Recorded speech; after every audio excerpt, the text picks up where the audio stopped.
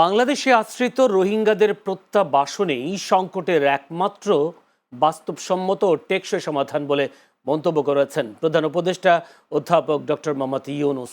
রাষ্ট্রীয় অতিথি ভবন যমুনায় প্রধান উপদেষ্টার সঙ্গে জাতিসংঘে শরণার্থী সংস্থা ইউএনএইচসিআর এর নবনিযুক্ত কান্ট্রি রিপ্রেজেন্টেটিভ ইভো ফ্রেইজেন সাক্ষাৎ করতে গেলে এই মন্তব্য করেন তিনি। বৈঠকে ইউএনএইচসিআর এর প্রতিনিধি কক্সবাজারের শরণার্থী শিবিরগুলোতে বসবাসরত রোহিঙ্গাদের জন্য সহায়তা তহবিলের নাটকীয় হ্রাসের বিষয়টি তুলে ধরেন এবং শিবিরগুলোতে আত্মনির্ভরশীলতা ও জীবিকা ভিত্তিক কার্যক্রম বাড়ানোর প্রয়োজনীয়তার উপর জোর দেন।